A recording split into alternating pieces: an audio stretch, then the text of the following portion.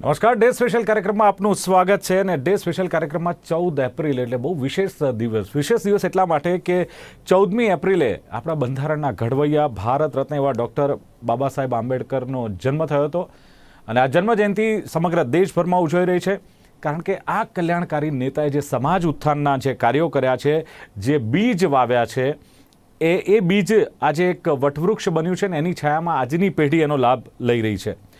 અનેક મહાનુભાવોએ આમ તો પરોપકારી કાર્યો કર્યા છે, પરંતુ દેશની સમૃદ્ધિમાં જે કહેવાય કે સમયાંતરે વિકાસ નોતર્યો, અને આ બધામાં એક એવા રાજનેતા બાબા સાહેબ આંબેડકર હતા કે જેમણે લોકોના વિચારોમાં જે ગંદકી રહેલી હતી, આ ગંદકી સાફ કરવાનું કામ કર્યું છે. અને ખાસ જે અખંડિતતા, શિક્ષણનું મહત્ત્વ જીવનમાં શું છે, બીજી એક વસ્તુ કે સ્ત્રીઓ માટે શિક્ષણ કેટલું અગત્યનું. એમણે કહ્યું હતું કે જો એક પુરુષ શિક્ષણ મેળવશે ને તો એ પુરુષ શિક્ષિત બનશે, પરંતુ એક સ્ત્રી જો શિક્ષિત બનશે તો પૂરો પરિવાર અને આખો સમાજ શિક્ષિત બનશે. આ વિચારો વર્ષો પહેલાં એમના હતા, અને શિક્ષણનું મહત્ત્વ પણ એમણે સમજાવ્યું. સાથે જ હુલામણું નામ બાબા સાહેબ આંબેડકર હતું, અને આમ તો નામ ડૉક્ટર ભીમરાવ આંબેડકર હતું. અને ભારત દેશના બંધારણના ઘડવૈયા, પ્રથમ કાયદા મંત્રી પણ કહેવાય. અને સમગ્ર જીવન દેશના કલ્યાણમાં જેમણે વિતાવ્યું, અને સાથે જ જે મૂળ મંત્ર હતો એમનો કે દલિતોને જે અસ્પૃશ્યતા છે, અસ્પૃશ્યતાના અભિશાપમાંથી મુક્ત કરવાનો એમનો એક મૂળ મંત્ર હતો. અને એમણે જે વિચારોની દેન આપણા સમાજને આપી છે, બંધારણ થકી આપી છે, આજે પણ એ સમાજને રોશન કરી રહ્યું છે એમ કહીએ તો ખોટું નથી. બીજું, સ્ત્રીઓને સમાજનું આભૂષણ માનતા હતા. ઘણી બધી યોજનાઓ તેમણે લાવી. રોજગાર કાર્યાલયની સ્થાપના દેશમાં બાબા સાહેબ આંબેડકરે કરી છે. આરોગ્યની ઉત્તમ સુવિધાઓ મળી રહે તે માટે કર્મચારી રાજ્ય જે વીમા યોજનાની શરૂઆત કરી હતી. સ્ત્રી સશક્તિકરણને મજબૂતી આપે એવી ઘણી યોજનાઓ બાબા સાહેબે મૂકી હતી. બાબા સાહેબના જન્મદિવસે નિમિત્તે ખાસ આજે ચર્ચા કરવી છે. આવા મહાપુરુષની ચર્ચા કરવા માટે મારી સાથે જોડાયા છે, વડોદરાથી જોડાયા છે, રાજકીય વિશ્લેષક છે એવા ડૉક્ટર જયેશ શાહ મારી સાથે જોડાયા છે. જયેશભાઈ, આપનું સ્વાગત છે. અને સાથે જ એક પત્રકાર ને સમાજ સેવિકા એવા અનિતા પરમાર મારી સાથે જોડાયા. અનિતાજી, આપનું પણ સ્વાગત છે. નમસ્કાર. જયેશભાઈ, સવાલ પહેલો જે થાય કે ઘણા બધા નેતાઓ બની ગયા, પરંતુ બાબા સાહેબ આંબેડકરે જે બંધારણની દેન આપણને આપી છે, અને આજે પણ એ બીજ જે રોપ્યું હતું સમાનતાનું, અખંડિતતાનું, એકતાનું, આજે વટવૃક્ષ બન્યું છે. ત્યારે પછાત સમુદાય, ખાસ તો જયેશભાઈ, સ્ત્રીઓ માટે શિક્ષણ ફરજિયાત, એ એવું માનતા હતા કે એક મજબૂત હથિયાર છે શિક્ષણ. સમાજ સક્ષમ બને, સ્ત્રીઓ શિક્ષિત બને, સક્ષમ બને. આ એક સપનું હતું બાબા સાહેબનું. શું કહેશો વર્ષો પહેલા જયારે આ સપનું આ નેતાએ જોયું હતું ત્યારે? એટલે હું બાબા સાહેબને માત્ર બંધારણના ઘડવૈયા કે સ્ત્રી શિક્ષણના હિમાયતી માટે એટલા કોઠામાં ખાલી બંધિયાર કરી દેવા નથી માંગતો.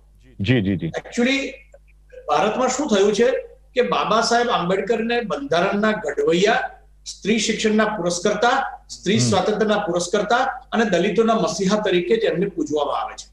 એ એકચ્યુઅલી એમની વિરાટ પ્રતિભાને અન્યાય છે, હું એવું માનું છું. કેટલા લોકોને ખબર છે કે બાબા સાહેબ આંબેડકર એક ખ્યાતનામ અર્થશાસ્ત્રી હતા? હું કેટલાક પ્રશ્નો કરવા માંગુ છું પહેલા. રાઈટ. કેટલા લોકોને એવી ખબર છે કે આંબેડકર વિદેશની પ્રસિદ્ધ કોલંબિયા યુનિવર્સિટીમાંથી અર્થશાસ્ત્રમાં પીએચડી કરનાર પહેલા ભારતીય હતા? કેટલા લોકોને ખબર છે કે ડોક્ટર બાબા સાહેબ આંબેડકર એક પ્રસિદ્ધ મજદૂર નેતા હતા, મજદૂર ચળવળના પ્રણેતા બન્યા હતા, અને એમને મજૂરોના હક્કો માટે અને સગવડો માટે જે પ્રયત્નો કર્યા એને માટે એમને 1936માં ઇન્ડિપેન્ડન્ટ લેબર પાર્ટી એટલે સ્વતંત્ર મજદૂર પક્ષની સ્થાપના કરી હતી. જાણીને નવાઈ લાગશે દર્શકોને કે 1936માં જ્યારે પ્રાંતીય ધારાસભાઓની ચૂંટણીઓ થઈ ત્યારે મુંબઈ રાજ્યની 17 બેઠકો હતી. એ 17 બેઠકો પર કોંગ્રેસ લડી રહી હતી.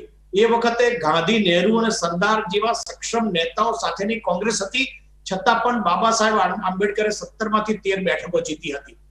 કેટલા લોકોને ખબર છે કે અત્યારે જે રિઝર્વ બેંક ઓફ ઇન્ડિયા છે, કે જે ભારતની ફેડરલ બેંક છે, એની સ્થાપનામાં ડોક્ટર બાબા સાહેબ આંબેડકરનો સિંહ ફાળો હતો. હિલ્ટન એન્ડ યંગ કમિશન જ્યારે આવ્યું હતું, એ કમિશન સમક્ષ ડોક્ટર બાબા સાહેબ આંબેડકરે જે રજૂઆતો કરી હતી, એ રજૂઆતો આધારિત જ રિઝર્વ બેંકની સ્થાપના થઈ. જયેશભાઈ, અત્યારે રિઝર્વ બેંક જે સમગ્ર સંચાલન કરી રહ્યું છે એની પણ સ્થાપના ડોક્ટર બાબા સાહેબ આંબેડકરે કરી હતી. હા, એ જ વાત કરું છું કે રિઝર્વ બેંક ઓફ ઇન્ડિયાની જે સ્થાપના થઈ, એ સ્થાપનામાં હિલ્ટન એન્ડ યંગ કમિશન પહેલા એપોઇન્ટ થયેલું બ્રિટિશરો તરફથી. હિલ્ટન એન્ડ યંગ કમિશન સમક્ષ ડોક્ટર બાબા સાહેબ આંબેડકરે જે રજૂઆતો કરી હતી ને એક્ઝેક્ટ એ રજૂઆતો આધારિત રિઝર્વ બેંક ઓફ ઇન્ડિયાની સ્થાપના થઈ અને આજે પણ બેઝિક પિલર્સ આજની તારીખે આટલા વર્ષો પછી પણ એ જ છે. એવી રીતે આપણે 7મું નાણાં પંચ હોય કે 14મું નાણાં પંચ હોય કે નાણાં પંચમાં આપણે ઘણાને ખબર છે, પ્રોફેસર્સને, વિદ્વાનોને, કે 7મા નાણાં પંચથી કેટલો પગારમાં ફાયદો થયો, શું થયું, આ બધું થયું. પરંતુ બહુ ઓછા લોકોને ખબર હશે કે પહેલું નાણાં પંચની સ્થાપના 1951માં થઈ અને નાણાં પંચની સ્થાપના ડોક્ટર બાબા સાહેબ આંબેડકરે કરી હતી. બીજી એક વાત કરવા માંગુ છું. 1922-23માં ડોક્ટર બાબા સાહેબ આંબેડકરે એક પુસ્તક લખ્યું હતું, આર્ટિકલ પબ્લિશ કર્યા હતા અને એમને અમેરિકાના ડોલર અને વિશ્વના ચલણો સામે ભારતના રૂપિયાને કેવી રીતે મજબૂત કરવો એના ઉપર એમને બહુ સુંદર રજૂઆતો કરી હતી. એ રજૂઆતો જો કદાચ જે તે સમયે અમલમાં આવી હોત તો કદાચ આજે ડોલર સામે રૂપિયાની પરિસ્થિતિ બહુ અલગ હોત. એમને એ વખતે મુક્ત અર્થતંત્રની હિમાયત કરી હતી જ્યારે જવાહરલાલ નહેરુએ સમાજવાદની વાત કરી હતી. એ વ્યાપક ઔદ્યોગિકરણના હિમાયતી હતા, પણ જો કે સાથે સાથે એ એક કોમ્બિનેશનમાં માનતા હતા. વ્યાપક ઔદ્યોગિકરણની સાથે સાથે ખેતીનો ડેવલપમેન્ટ રાજ્ય સંચાલિત હોવું જોઈએ એવું માનતા હતા. એમને એ વખતે એ જમાનામાં 1947-48માં કોર્પોરેટ ફાર્મિંગનો કોન્સેપ્ટ આપ્યો હતો. કારણ કે એમને ખબર હતી કે ખેતી નાના નાના ટુકડાઓમાં કૌટુંબિક વિભાજનના કારણે વહેંચાતી થઈ ગઈ છે, એટલે ખેતીનો યોગ્ય વિકાસ કરવો હશે તો ખેતીની વહેંચાયેલી જમીનને એકત્રિત કરીને કોઓપરેટિવ ફાર્મિંગનો કોન્સેપ્ટ એમને એ વખતે આપ્યો. 1947માં બાબા સાહેબ આંબેડકરે ઇન્સ્યોરન્સ કંપનીઓ સરકાર હસ્તક હોવી જોઈએ કે જેથી દેશના તમામ લોકોને સામાજિક સુરક્ષા મળી રહે, બહેન દીકરીઓ સહિત. આવો વિચાર આઝાદી પહેલાથી આંબેડકરે પ્રસ્તુત કર્યો હતો. વિચાર કરો ત્યાર પછી કેટલા વર્ષ પછી સરકારની ઇન્સ્યોરન્સ કંપનીઓની સ્થાપના થઈ. આજે પોપ્યુલેશન કંટ્રોલ ઉપર બિલ લાવવાની વાત આઝાદીના 70 વર્ષ પછી પણ થઈ રહી છે કે 2 બાળકોથી વધારે ન હોવા જોઈએ, એના પર બિલ આવવું જોઈએ, પોપ્યુલેશન કંટ્રોલ થવો જોઈએ. 1948માં બાબા સાહેબ આંબેડકરે વસ્તી વધારા પર અંકુશ મૂકવા માટે કેન્દ્ર સરકારે અસરકારક પગલા લેવા જોઈએ એવી નહેરુ સમક્ષ મક્કમ રજૂઆતો કરી હતી. આર્ટિકલ 370ની વાત હોય, હિન્દુ મુસ્લિમ વૈમનસ્યની વાત હોય, એટલે આ બધી જ વાતો છે. એ આમાં થોડાક ઉદાહરણો આપ્યા કે બાબા સાહેબ આંબેડકરને માત્ર સ્ત્રી શિક્ષણ કે બંધારણના ઘડવૈયા કે દલિતોના મસીહા પૂરતા સીમિત ન કરીએ. એ બહુ વિરાટ વ્યક્તિત્વ હતું, એ બહુમુખી વ્યક્તિત્વ હતું. એ કાયદાશાસ્ત્રી હતા, અર્થશાસ્ત્રી હતા, રાજનેતા હતા, તત્વચિંતક હતા, ઇતિહાસકાર હતા, મજદૂર નેતા હતા. શું નહોતા એવું કહીએ તો કદાચ વધારે પડતું નહીં કહેવાય. જાણીને નવાઈ લાગશે, નોટબંધીની વાત બહુ ચાલી. 2014ની ચૂંટણી પછી નોટબંધીની, 2019ની ચૂંટણીમાં નોટબંધીની વાતો બહુ ચાલી. ડોક્ટર બાબા સાહેબ આંબેડકરે એમના પુસ્તકમાં એવું કહ્યું હતું કે જો કાળા નાણાંનો સંગ્રહ ન થવા દેવો હોય અને ફુગાવાને કાયમ કાબુમાં રાખવો હોય તો રેગ્યુલર ઇન્ટરવલે ડિમોનેટાઇઝેશન એટલે કે નોટબંધી કરવી જોઈએ. આ વાત 1922-23માં આજથી 98 વર્ષ પહેલા ડોક્ટર બાબા સાહેબ આંબેડકરે એમને એક પુસ્તક લખ્યું હતું. પુસ્તકમાં એમને પબ્લિશ કર્યું હતું, એના પેપર પબ્લિશ કર્યા. હવે આ ડોક્ટર બાબા સાહેબ આંબેડકરને આપણે માત્ર સીમિત દાયરામાં ન બાંધીએ અને એમને બહુ વિશાળ લાર્જર પર્સપેક્ટિવમાં જોઈએ તો વધારે સારું રહેશે. બિલકુલ જયેશભાઈ, જે પ્રમાણે આપ એક પછી એક જે બાબા સાહેબની વાતો કરી રહ્યા છો ને, લાગે છે કે આપ બોલતા રહો અને દર્શકો સાંભળે. કારણ કે આટલી બધી જે વાતો કે વર્ષો પહેલા જે નોટબંધીની જેણે વાત કરી હોય, વર્ષો પહેલા જેમણે વસ્તી નિયંત્રણની વાત કરી હોય, વર્ષો પહેલા જેમણે ઔદ્યોગિકરણના હિમાયતી જે વ્યક્તિ હોય ને, આજે કહેવાય ને કે સૂંઠના ગાંગડે ગાંધી થવાની જ્યારે આજના રાજનેતાઓ જ્યારે પ્રયત્ન કરી રહ્યા છે ત્યારે બાબા સાહેબના જીવન પર એક ડોક્યુ કરવાનો પ્રયત્ન છે. અનિતાબેન, સવાલ એ છે કે ખાસ જે બાબા સાહેબની વાતો ઘણી બધી થઈ, પરંતુ એવા કલ્યાણકારી નેતા હતા કે જેમણે એકતા, અખંડિતતા અને સમાજ ઉત્થાનના બીજ વાયા હતા અને જેના છાયા નીચે આજની પેઢી કદાચ વટવૃક્ષ મારફતે એના ફળ ચાખી રહી છે. શું કહેશો ખાસ? ડોક્ટર બાબા સાહેબ આંબેડકર વિશે જો આપણે જાણવામાં આવે અને એમનો અભ્યાસ કરવામાં આવે જીવન દર્શનનો, તો આપણે જાણી શકીએ છીએ કે હંમેશા એમણે સ્વતંત્રતા, સમાનતા અને બંધુતાના પાયા ઉપર બંધારણ જ્યારે ઘડ્યું ત્યારે પણ એમના મનમાં એક આ જ ઉદ્દેશ્ય રહ્યો હતો અને આમુખમાં પણ એમણે આ જે 3 શબ્દો, એ એક શબ્દો છે પણ ખરેખર એક એ ભાવના છે. અને એ ભાવના ઉપર જો ભારતીય સમાજનું નિર્માણ થાય અને એ જ ભાવના ઉપર મજબૂત રાષ્ટ્ર નિર્માણ થાય તો એ ક્યારેય ખંડિત ન થઈ શકે એવું બાબા સાહેબ ચોક્કસ માનતા હતા. એમણે હંમેશા કહ્યું કે ભારત જે ગુલામ બન્યો આક્રાંતાઓ સામે જે ગુલામ બન્યો એની સામે જો કોઈ હોય તો એ આપણી પોતાની નબળાઈ હતી, જે વર્ણ વ્યવસ્થાને લઈને જે ફાટ હતી, ફૂટ હતી, એને લઈને આપણે એક નતા, સંગઠિત નતા, એના કારણે જ આપણે ગુલામ બન્યા. અને જ્યારે સંવિધાન નું સ્વીકૃતિ થાય છે અને એ વખતે છેલ્લું વાંચન થાય છે અને એ વખતે જ્યારે બાબા સાહેબ પોતાના વક્તવ્ય માટે ઉભા થાય છે, ત્યારે એ આ જ વાત અને ચિંતા વ્યક્ત કરે છે કે ફરી તો મારો દેશ ગુલામ નહીં બને ને, કારણ કે એ સામાજિક જે આપણું બંધારણ છે અને ભારતમાં જે વર્ણ વ્યવસ્થા છે એને લઈને જે પ્રવર્તમાન જે મતભેદો હોય છે, જે મતભેદ છે એ મનભેદ સુધી પહોંચી છે અને એને કારણે આપણો આંતરિક કલહ આપણને સંગઠિત નથી થવા દેતો અને એના કારણે જ આપણે નબળા પડીએ છીએ અને ક્યારેક વિદેશી તાકાતો સામે આપણે એકજૂટ નથી થઈ શકતા. એ બાબતે બાબા સાહેબે હંમેશા ચિંતા વ્યક્ત કરી અને આ બાબતે બાબા સાહેબ એવું જ માનતા કે ગમે તે હોય આપણે ભાષાથી સંસ્કૃત આપણી જે દેવોની જે ભાષા તરીકે આપણે સંસ્કૃતને લઈએ છીએ, તો સંસ્કૃત એ સર્વસ્વીકૃત ભાષા છે અને એના કારણે આપણી સંસ્કૃતિ અને આપણા લોકો બંનેને ખૂબ સારી રીતે જોડી શકાશે અને એ રીતે આપણે એક સમાજ નિર્માણ કરીએ એવું પણ બાબા સાહેબ વિચારતા હતા. તો આમ જોવા જઈએ સમાજ નિર્માણની ખાસ વાત કરીને પછાત વર્ગ ને દલિતોને જે સભ્ય સમાજમાં ખુદદારીથી જીવન જીવવાનો હક છે, આ સૂત્ર પણ બાબા સાહેબે આપ્યું હતું અને આજે પછાત વર્ગ દલિત સમાજ પણ ખુદદારીથી સમાજમાં જીવી રહ્યો છે. બાબા સાહેબના આંબેડકરના વિચારોની દેન છે, માનો છો? બિલકુલ માનું છું.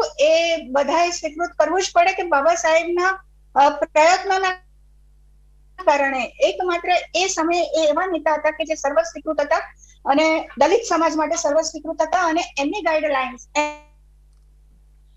માર્ગદર્શન હેઠળ ખૂબ બહોળા પ્રમાણમાં લોકો જોડાઈ રહ્યા હતા. એમના જે આંદોલનો કર્યા છે તે સમયે એમણે સમાજ સુધારણા માટે મહાડ સત્યાગ્રહથી શરૂઆત કરી, જે પાણીનો સત્યાગ્રહ તરીકે ઓળખાય છે. એમાં વાત એ હતી કે જે ચૌદાર તળાવ હતું મહાડનું, એની અંદર બધા જ પાણી પી શકે, પશુ, ઢોર, ઢાંખર, અન્ય સમાજ, ઇવન તો વિધર્મીઓ પણ પાણી પી શકે તળાવમાંથી, પણ પોતાના જ ધર્મબંધુ એવા અસ્પૃશ્ય સમાજના લોકોને પાણી પીવાનો નિષેધ હતો અને એને લઈને બાબા સાહેબે એક સત્યાગ્રહની શરૂઆત કરી. આ એમના સમાજ જીવનની પણ શરૂઆત હતી અને આને એમણે ધર્મયુદ્ધ નામ આપ્યું અને એના થકી એક સુધારો એ આવ્યો કે અસ્પૃશ્ય સમાજ માટે એક તળાવના પાણીને ખુલ્લું મૂકવામાં આવ્યું અને એ એક રીતે બાબા સાહેબનો વિજય હતો. એ કોઈ સમાજ સામે વિજય નતો, એ એક વિચારધારા સામેનો વિજય હતો. એ કોઈ જે પ્રવર્તમાન અનિતાબેન, એને જ લઈને પછાત વર્ગ વિકાસમાં પાછો ન રહી જાય એને માટે પણ અનામત પ્રથા છે અમલમાં આવી. બાબા સાહેબે અનામત પ્રથા અમલમાં લાવી. હવે સીધો સવાલ એ છે કે હાલના સમયમાં પછાત વર્ગ, દલિત વર્ગ અત્યારે જયારે મજબૂત બન્યો છે ત્યારે લાગે છે કે અન્ય સમાજ માટે પણ એવી કોઈ વ્યવસ્થા હોવી જોઈએ. બિન અનામત વર્ગમાં પણ ગરીબી જોવા મળે છે, ત્યારે એમાં કોઈ ફેરફાર થવો જોઈએ જે બાબા સાહેબે આપણને આ દેન આપી છે એમાં? અત્યારે જો જે બાબા સાહેબની જે અત્યારે અસ્પૃશ્ય સમાજને જે અનામત મળી છે, આ અનામતની જે જોગવાઈ છે એ માત્ર અને માત્ર સામાજિક જે આપણું માળખું છે અને અસ્પૃશ્ય સમાજને જે અન્યાય થાય છે એના પણ હાલમાં માનો છો કે અન્યાય થાય છે અનિતાબેન? અત્યારે વિજ્ઞાન અને ટેકનોલોજીનો યુગ છે, બધા જ લોકો સમાનતાથી જીવી રહ્યા છે, ત્યારે હજુ પણ માનો છો કે અન્યાય થાય છે કે અનામત દૂર કરવી જોઈએ એવું માનો છો? અન્યાય તો થાય જ છે.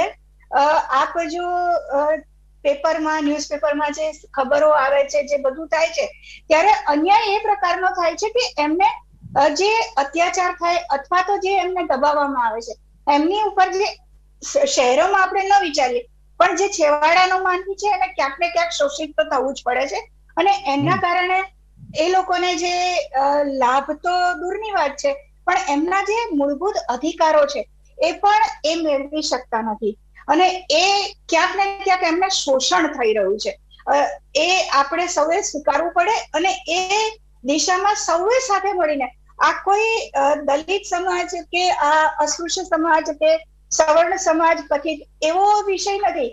આ ભારતીય સમાજને તરીકે લેવો જોઈએ અને કોઈ પણ શોષિત અને પીડિત ગરીબ પણ એમાં તો બિન અનામત વર્ગે આવી જાય ને અનિતાબેન. સવાલ એ છે કે બિન અનામત બિલકુલ આવી જાય, પરંતુ બિન અનામત સમાજ જે છે એને એના કોઈ બીજા પોતાની કાસ્ટને કારણે કોઈ અન્યાય નથી થતો. એમને કોઈ એ પણ ક્યાંક સમૃદ્ધ છે કે સુખી છે તમામ બિન અનામત વર્ગ? એવું તો છે નહીં કે તમામ બિન અનામત વર્ગ સુખી છે, સમૃદ્ધ છે. તો એને આધારે એમને પણ અનામત મળવી જોઈએ એવું લાગે છે આપને? અનામતમાં ચેન્જ લાવવું જોઈએ, બદલાવ લાવવો જોઈએ. એમને ઈડબ્લ્યુએસ આવી છે તો એનો કોઈ વિરોધ નથી. જે ગરીબ છે, જેને જરૂરિયાત છે, બધાને પૂરી થવી જોઈએ. અને એ જ તો આપણા બંધારણમાં જયેશભાઈ, બિલકુલ બિલકુલ બિલકુલ જયેશભાઈ, સવાલ એ છે આ પ્રશ્ન પર એક કહેવા માંગુ છું જી. ડોક્ટર બાબા સાહેબ આંબેડકર ઓરિજિનલી અનામતના વિરોધી હતા. એ સમાનતામાં માનતા હતા. બંધારણ જયારે બન્યું ત્યારે, પછી જયારે અનામત આવી ત્યારે એમને એવું કીધું કે અનામત રાખવી જ હોય તો છેવટે એમને એવું કીધું કે 10 વર્ષ સુધી રાખો, એનાથી વધારે ન રાખો, નહીં તો સમાજમાં સમાનતા ઉભી નહીં થાય. એમને એ સમયે દલિત વર્ગને એવું કહ્યું હતું કે દલિતોને પગભર થવા જણાવ્યું હતું. બાબા સાહેબ આંબેડકરે એવું કહ્યું હતું કે સરકાર કે અન્ય કોઈ ઉપર આધારિત ન રહેતા શિક્ષિત બનો, સંગઠિત બનો અને સંઘર્ષ કરો અને પગભર થાઓ. આ એક સૂત્ર બાબા સાહેબ આંબેડકરે એ વખતે આપ્યું હતું.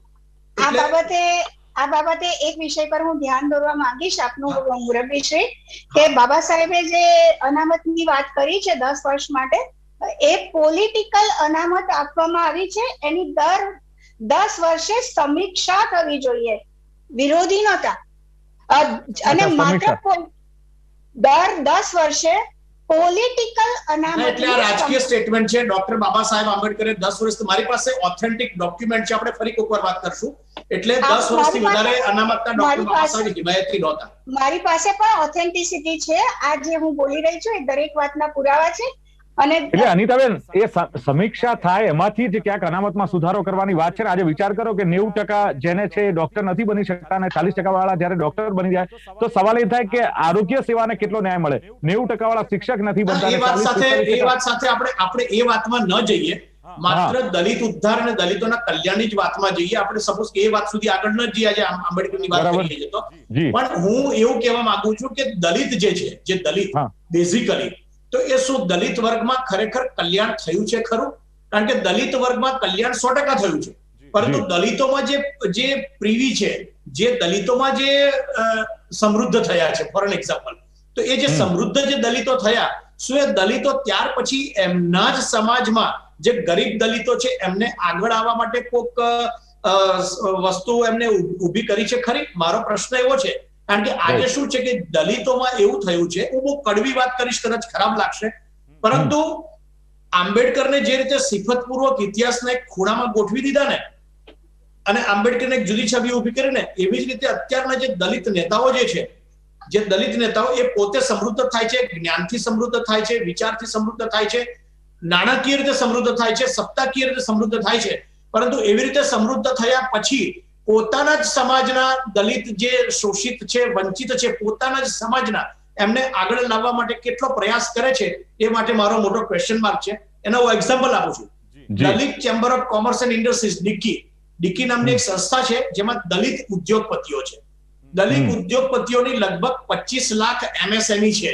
એ 25 લાખ MSME માં 80 લાખ કર્મચારીઓ છે, 84,000 કરોડ રૂપિયાનું ઇન્વેસ્ટમેન્ટ છે, જ્યાં દલિત માલિકો છે કંપનીઓના. એ 80 લાખ એમ્પ્લોયીમાંથી 1% એમ્પ્લોયી પણ દલિત નથી. એમાં 1% પણ કોન્ટ્રાક્ટર દલિત નથી. એના જે ડિસ્ટ્રીબ્યુટર છે, ડીલર છે, એમાં 1% પણ નથી. આ ઓથેન્ટિક ડેટા છે. આજે અત્યારે વાત નથી, ડેટા પબ્લિશ કરત બતાવત. પરંતુ એટલે મારો પ્રશ્ન એવો છે કે જે દલિત નેતા જ્ઞાન સમૃદ્ધ થયા, જે દલિતો પૈસાથી સમૃદ્ધ થયા, જે દલિતો વિચારથી સમૃદ્ધ થયા, જે દલિતો એક સત્તા સુધી પહોંચ્યા, એક લેવલ પર પહોંચ્યા, સવર્ણની સાથે ખભે ખભા મિલાવી શકે એવી પરિસ્થિતિ પર પહોંચ્યા પછી પોતાના જ્ઞાતિના, પોતાના જ શોષિતો, પોતાના જ વંચિતો, પોતાના જ દલિતો માટે એમને શું કર્યું, જો એ પ્રશ્ન જોવા જઈએ તો એમાં બહુ ખરાબ પરિસ્થિતિ જોવા મળી રહી છે. માત્ર પોતાનું હિત સાચવે છે, સ્વાર્થ જાળવે છે, અને દલિતોને વંચિતોને આગળ આવવામાં જે મદદ કરવી જોઈએ એ હવે કદાચ દલિતોની અનિતાબેન, બહુ અમુક જ community અગત્યનો સવાલ છે, છે કે દલિતો community છે, yes, અમુક જયેશભાઈ, કમ્યુનિટીમાં એ પ્રોસેસ શરૂ થયો છે સમયની પણ હજી મર્યાદા છે. સમગ્ર તૈયાર નથી થયો. એટલે હું અનિતાબેનને પૂછી લઉં કે અનિતાબેન, બાબા સાહેબ આંબેડકરે દલિતો માટે ઘણું બધું કર્યું, દલિતોને જે સભ્ય સમાજ સાથે જોડવાનો પ્રયત્ન કર્યો, પરંતુ જ્યારે જયેશભાઈ કહ્યું, દલિતો જ્યારે આગળ આવ્યા, જ્યારે વિચારથી આવ્યા, આર્થિક રીતે આગળ આવ્યા, સુખી સંપન્ન થયા, પછી એમણે પોતાના સમાજમાં, એટલે ક્યાંક એ દલિત સમાજ જ ક્યાંક બાબા સાહેબના વિચારોને ભૂલ્યો છે અથવા પોતાના સમાજના ઉદ્ધાર માટે કંઈ કર્યું નથી, એ વાત થઈ રહી છે. અનિતાજી, જી બિલકુલ, હું અહીંયા પણ એમને સાથે સંમત નથી, કારણ હા, કે અહીંયા પોલિટિકલ હું ડીકીના ડેટા સાથે વાત કરું છું. મારે પોલિટિકલ વાત જ નથી કરવી. હું પોલિટિકલ વાત કરવા માંગતો બી નથી. મને નહીં, અનિતાબેન, આપની પાસે કોઈ એવા મુરબ્બી ડેટા હોય તો આપ કહી શકો છો. અનિતાબેન, જી જી હું એ વિચારો હું આજે એ જ કહું છું. પણ દલિત સમાજ જીવંત રાખતા હોય. હા. હા, આપ ડિક્કીની વાત કરતા હોય તો ડિક્કી ઓર્ગેનાઇઝેશન શરૂઆત છે. ઇનિશિયલી એમણે કેવી રીતે આપની પાસે ડેટા હોય તો એમની ફેક્ટરીઓમાં એમણે એમની રીતે શરૂઆત કરી છે અને ડિક્કી ઓર્ગેનાઇઝેશન બન્યું. ડિક્કી ઓર્ગેનાઇઝેશન એક પોલિસી બનાવે છે દલિતો જે ઇન્ડસ્ટ્રીયાલિસ્ટ નવા એન્ટરપ્રેન્યોર કેવી રીતે બને અને એમને કેવી રીતે મદદરૂપ થઈ શકાય અને સરકાર તરફથી એમને કેવા લાભ મળે જ્યારે નવા એન્ટરપ્રેન્યોર હોય છે, કારણ કે આર્થિક રીતે એ એટલા સદ્ધર નથી હોતા, એમને ક્યાંય ગાઈડલાઇન્સ નથી હોતી, તો સરકાર તરફથી એમને એક ડિક્કી ડેલિગેશન્સ અને સરકાર વચ્ચે અનિતાબેન, આટલા વર્ષો પછી પણ આપણે એમ કહીએ કે હજુ પણ દલિત સમાજ અદ્ધર નથી, હજુ પણ સદ્ધર નથી થયો, તો ક્યાં સુધી આપણે અહીંયા એક સજેશન, અનિતાબેન એક પ્રશ્ન પૂછું. અહીંયા અનિતાબેન એક વાત પૂછું. આપને બે મુદ્દા હતા, હું આપને બહુ સારી રીતે સાંભળી રહી છું. ઝડપથી, મારી પાસે સમયની મર્યાદા, પ્લીઝ અનિતાબેન. બે સેકન્ડ આપણે વાત કરી દલિત ઉદ્ધારની, તો આપણે રાજકીય રીતે ન વિચારીએ પણ જો દલિત સમાજના અગ્રણી, જે સામાજિક અગ્રણી રહ્યા છે, એ ઠેર ઠેર દલિત ઉત્થાનના કાર્યો કરી રહ્યા છે, એવું કોઈ જ બયાન આપવાની ન કરવી જોઈએ ધરાતલની માહિતી વગર, કારણ કે ઠેર ઠેર કોમ્પિટિટિવ એક્ઝામના ક્લાસ, સ્વચ્છતાના, સમાજ સુધારણાના, એવા દરેક જગ્યાએ નાના નાના પ્રયત્નો થઈ રહ્યા છે, સ્થાનિક લેવલે પણ. અને માનો છો કે આવનારા સમયમાં અનામત દૂર થવી જોઈએ? અનિતાબેન, શોર્ટમાં શું કહેશો? સમયની સાથે જો અસ્પૃશ્યતા દૂર થતી જશે અને જાતિભેદ દૂર થતો જાય તો એ સાથે સમયની મર્યાદા છે અનિતાબેન, પ્લીઝ. પરંતુ જે પ્રમાણે બંને વ્યક્તિઓએ વાત કરી કે માત્ર દલિતોના મસીહા છે, માત્ર સ્ત્રી સશક્તિકરણ માટેની વાતો કરી હતી કે માત્ર બંધારણના ઘડવૈયા, એટલું પૂરતું નથી, પરંતુ એક અર્થશાસ્ત્રી, કાયદાશાસ્ત્રી અને મજદૂર નેતા પણ કહ્યું. નાણાં પંચની સ્થાપના જેમણે કરી હતી અને રૂપિયો કેવી રીતે મજબૂત બને. આજે આપણે ડોલર સામે ઘૂંટણીએ પડી રહ્યા છીએ, ત્યારે બાબા સાહેબે એ સમયે રૂપિયો કેવી રીતે મજબૂત બને એનો મંત્ર આપ્યો હતો. એ મંત્ર પર આપણે ચાલ્યા નથી. રીતે જયેશભાઈનું કહેવું છે કે આજે રૂપિયો મજબૂત હો, વ્યાપક જે ઔદ્યોગિકરણ થાય એના પણ હિમાયતી હતા અને સાથે ખેતીનો પણ વિકાસ થાય, એ પણ બાબા સાહેબ ઈચ્છતા હતા. અને 1948માં જેમણે એમ કહ્યું હતું કે વસ્તી નિયંત્રણમાં રાખવી પડશે દેશનો વિકાસ કરવો હોય તો, અને સંસ્કૃત ભાષાના હિમાયત, આ હતા બાબા સાહેબ આંબેડકર. હું માનું છું કે એમને શબ્દોની ઓળખમાં નહીં બાંધી શકાય અથવા એક ઓરામાં પણ નહીં બાંધી શકાય. એક વિશાળ વ્યક્તિત્વ, અને જેમનો આજે જન્મદિવસ છે 14મી એપ્રિલે, એટલે ડે સ્પેશિયલ કાર્યક્રમમાં એક પ્રયત્ન કર્યો હતો અને આ પ્રયત્નમાં ભાગ લેવા બદલ જયેશ શાહ અને અનિતા પરમાર બંને જોડાયા. થેન્ક યુ વેરી મચ, આપનો આભાર. Thank you.